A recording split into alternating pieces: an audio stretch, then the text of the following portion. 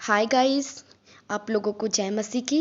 आज मैं आपके लिए लेके आई हूँ कि मैं आपको बाइबल से कुछ ऐसी बातें बताऊँ जो आप समझ सकें।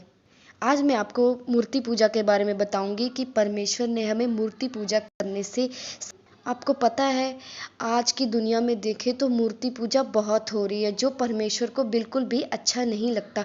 पर काफ़ी लोग अनजान है इस बातों से, इसलिए मैं बताना चाहती हूँ। जैसे जो मसीह हैं उनको पता है, पर काफ़ी लोगों को नहीं पता है कि मूर्ति पूजा करने से वो अपने ऊपर ही पाप लेते हैं और श्राप लेते हैं।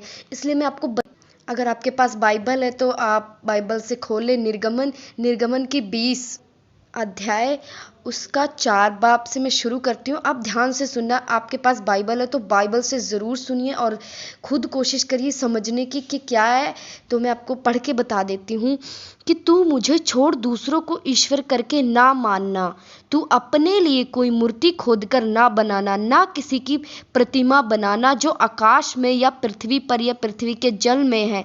तू उनको दंडवत ना करना और ना उसकी उपासना करना, क्योंकि मैं तेरा परमेश्वर यहोवा जलन रखने वाला परमेश्वर हूँ। और जो मुझसे बैर रखते हैं उनके बेटों पोतों और परपोतों को पितरों को भी दंड दिया करता हूँ, और जो मुझसे प्रेम रखते हैं वो मेरी आज्ञाओं को मानते हैं।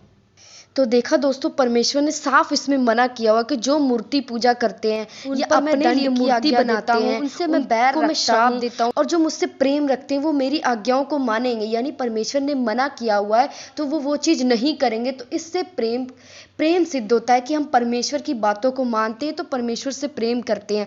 पर काफ़ी लोगों को इस बारे में नहीं पता है कि मूर्ति पूजा करने से हम परमेश्वर से दूर रहते हैं ये। और मैं आपको बता सकती हूँ मूर्ति के बारे में। आप निर्गमन का 23 खोल लें और उसमें में से मेरे साथ पढ़ें। आप 24 अध्याय से शुरू करती हूँ मैं। उनके देवताओं को दंडवत ना करना, ना उसकी उपासना करना और ना उसके से काम करना, वरन उन मूर्तों को पूरी रीति से सत्यानाश कर डालना और उन लोगों की लाठों के टुकड़े टुकड़े कर देना। तू अपने परमेश्वर यहोवा की उपासना करना, तब वह तेरे अन्न जल पर आशीष देगा और तेरे बीच से रोग को दूर करेगा।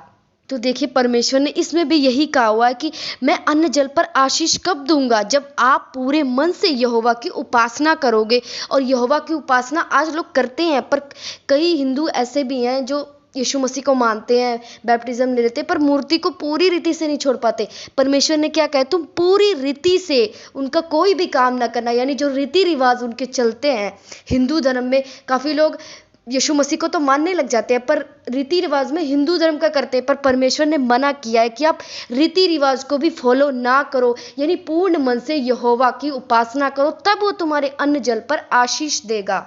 और तुम्हारे बीच में जो बीमारियां, दुख, तकलीफी, गरीबी है जो भी, वो तब वो तुम्हारी ज़िंदगी से दूर करेगा जब आप अपने आप को पूरी तरह उन पर डिपेंड हो जाओगे। फिर परमेश्वर आपकी ज़िंदगी में कार्य करेंगे। उसके बाद मैं आपको बताती हूँ, आपके पास बाइबल है तो उसमें दूसरा कुरिन्थियों उसकी 16 आयत आप खोल लें। इसमें भी परमेश्वर ने मूर्तियों के बारे में जिक्र किया है कि परमेश्वर की मूर्ति है कौन। आखिर परमेश्वर बताते हैं, मैं आपको पढ़ के बताती हूँ। मूर्तियों के साथ परमेश्वर के मंदिर का क्या संबंध है, क्योंकि हम तो जीवते परमेश्वर के मंदिर हैं, जैसा परमेश्वर ने कहा है।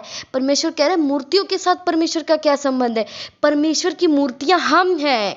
परमेश्वर क्या कह रहे, देखो मैं उनमें बसूंगा और उनमें चला फिरा करूंगा। परमेश्वर कह रहे एक इंसान है, वो है मेरी मूर्ति, और मैं उसके अंदर चलूंगा और फिरूंगा और मैं उनका परमेश्वर होऊंगा और वो मेरे लोग होंगे। इसलिए प्रभु कहता है कि उनके बीच से निकलो और अलग रहो, यानी मूर्तियों से निकल के अलग रहो। आप जानो कि परमेश्वर की मूर्ति आप हो। अगर परमेश्वर को आप अपनाना चाहते हो, परमेश्वर को आप अपनी जिंदगी में लाना चाहते हो, तो परमेश्वर आपके अंदर आना चाहता है, क्योंकि परमेश्वर का मंदिर आप हो। तो वो आपके अंदर चलना फिरना चाहता है, वास करना चाहता है, आपकी जिंदगियों को बदलना चाहता है परमेश्वर। और अशुद्ध वस्तुओं को मत छुओ। परमेश्वर कह रहा है जिससे तुम अनजान हो, अशुद्ध वस्तुओं से दूर रहो, मत उसको छुओ, मैं तुम्हें ग्रहण करूंगा। अगर तुम अशुद्ध वस्तुओं से दूर रहोगे, जो मैं नहीं चाहता, जिससे मैं नफरत करता हूं, अगर उस चीज से तुम दूर रहोगे तो मैं तुम्हें ग्रहण करूंगा। उसके बाद परमेश्वर आपकी लाइफ में आएंगे, आपकी जिंदगी में तब कार्य करना शुरू करेंगे जब आप परमेश्वर की आज्ञाओं को मानेंगे। परमेश्वर ने साफ कहा है जो मुझसे प्रेम रखेंगे वो मेरी आज्ञाओं को मानेंगे। तो दोस्तों आपको क्या सीखने को मिला, ये बहुत गहरी बात है। अगर आप बाइबल से पढ़ें तो आपको और ज़्यादा समझ आएगा। ये तो मैं आपको जस्ट बता रही हूँ कि आप कैसे दूर हो सकते हैं, परमेश्वर को जान सकते हैं, कि परमेश्वर को पूरी रीति से आप कैसे उनको फॉलो कर सकते हैं। बाइबल से पढ़ेंगे तो आपको ज़्यादा बेटर पता लगेगा परमेश्वर क्या चाहता है। आज परमेश्वर हमारी ज़िंदगी में काम क्यों नहीं कर रहा है? रीज़न ये है कि हम बाइबल को अच्छी तरह जानते नहीं, या हम अपने परमेश्वर को अच्छी तरह नहीं जानते। इसीलिए पता है हम प्रेयर करते हैं, प्रार्थना करते हैं, और हमारे प्रार्थना 20 साल 10 साल जितने भी हो जाते हैं, टाइम उत्तर नहीं आता। उसकी वजह यह है कि हम उनको अच्छी तरह नहीं जानते। जब हम अच्छी तरह जान जाएंगे कि परमेश्वर पहले हमसे चाहता क्या है, पहले आप परमेश्वर की इच्छा को पूरी करो। जितना भी परमेश्वर ने आज्ञाएं 10 आज्ञाएं दी हैं, आप उसकी इच्छा पे चलो। फिर परमेश्वर कह रहा है फिर मैं उसे ग्रहण करूंगा। उसके बाद जो आप प्रार्थना करोगे तो आपकी प्रार्थना सुनी जाएगी। जब आप प्रार्थना करते हो तो बाइबल के वचन को लेकर प्रार्थना करो, भजन सहायता से लेकर प्रार्थना करो। आपकी प्रॉब्लम क्या है उसके अनुसार आप वचन ढूंढो कि वो चीज़ कहाँ लिखी है। जैसे आप गरीबी में हो तो आप ये वचन ढूंढ सकते हो, यहोवा मेरा चरवाहा है, मुझे किसी चीज़ की घटी नहीं होगा। अगर आप बीमारी में हो तो आप ये कह सकते हो यहोवा के कोड़े, आप ये कह सकते हो यीशु मसीह के कोड़े खाने से मैं चंगा हो चुका हूं। अगर आपकी प्रार्थना वचन की राय होगी तो आपकी प्रार्थना का उत्तर जरूर आएगा, 100% आएगा। पर आप पहले 10 आज्ञाओं को पूरी तरह समझे और माने, उसके बाद आपके लिए बाइबल शुरू होता है कि आपने क्या चाहिए आपकी जिंदगी में। उसके बाद आप कुछ भी मांग सकते हैं। तो आपको समझ आ गया कि क्या है। अगर आपको और भी जानना है तो आप मुझे कमेंट कर सकते हैं। अगर कुछ आपको समझ नहीं आ रहा बाइबल में तो आप मुझसे पूछ सकते हैं कमेंट करके। मुझे पता होगा परमेश्वर के, तो मैं आपको ज़रूर बताऊंगी। Thank you so much. और आप प्लीज़ मेरे चैनल को सब्सक्राइब कर दीजिए, और मेरी सारी वीडियो को अगर आप देखना चाहें तो देख सकते हैं। आपको बाइबल की अच्छी अच्छी बातें मैं आपको बता सकती हूँ जो परमेश्वर मुझे बता रहे हैं।